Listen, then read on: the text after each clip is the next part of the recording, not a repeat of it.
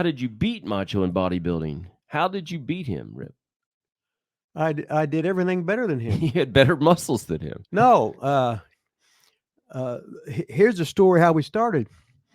We were watching Memphis. Me and Randy were watching Memphis wrestling on Lexington, uh, and we saw and Kevin Sullivan was in, and he put on like he was in the Mr. Tennessee contest, and they had it on a wrestling show.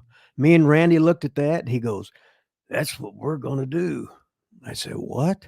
I'd always trained, but I was a lazy asshole when it come to diet, right? So he says, "We're going to get in contest."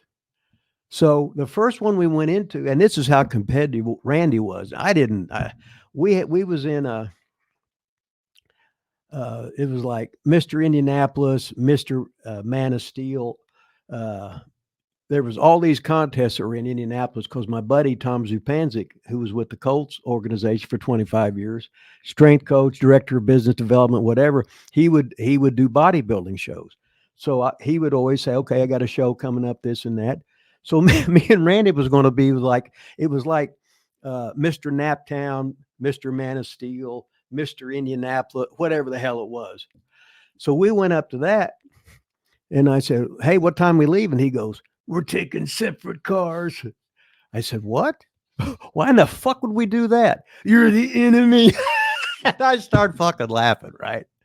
So the first contest, first and only, Randy beat me.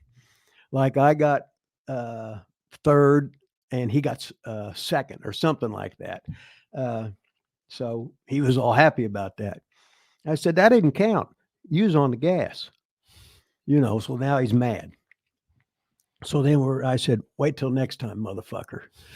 So I just go all out, and he thought he'd get me, but he'd put me on the road wrestling every night where he'd take the night off. But the thing about it is, when you take the night off, you got a tendency to eat all the time and you're bored. Where I'm sitting there I'm thinking that motherfucking cocksucker, this and that, whatever, blah, blah, blah. So I'm in the whole time I'm there, I'm running the shows, but I'm doing knee pull in, squats, lunges. I got the rubber hose, doing push ups between chairs, just and eating perfect and everything, just to get that motherfucker.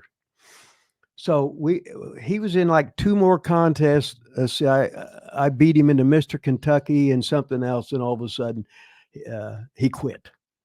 He gave up. I said, "You're on the fucking steroids, and you can't fucking beat me, and there's nothing you can do about it." Oh, and I used to rib him, but he couldn't. God, he'd get mad at me at the like in the house. He'd knock knock holes in the door and stuff. And one time he actually knocked the door over, and he was in character, "You motherfucker," and which is all a rib because he's just ribbing. And I said, "God damn, Randy, you broke the fucking door. We're going to have to pay for the motherfucker." He goes, "You're going to pay one more penny than me." So when you beat him on the next one back, do you remember what places you guys got? Was that the one on video? There was one on video. I think you got like third or fourth. No, that was got seventh. Maybe that was in the Mr. Like that was in the Mr. Kentucky. And what was so good at that? This was in Rupp Arena, the smaller setup now. Yeah. But there was like over 2,400 people there to watch the physique contest. And the reason it did so good, well, hell, the first one they had Arnold was on there. Yeah.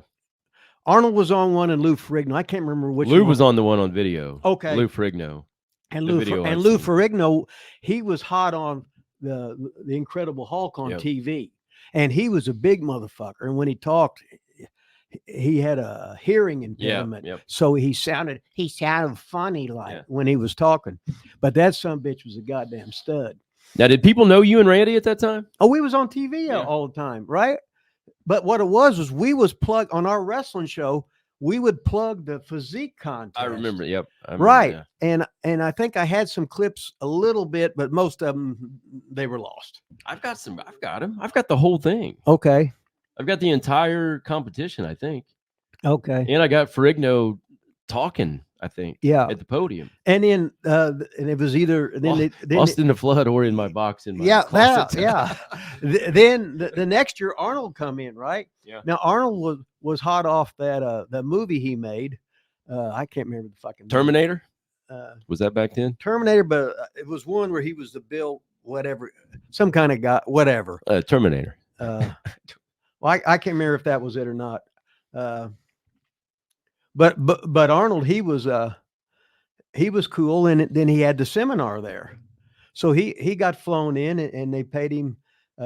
This was 1980, about 1982. They paid him like $1,500 just to do the seminar.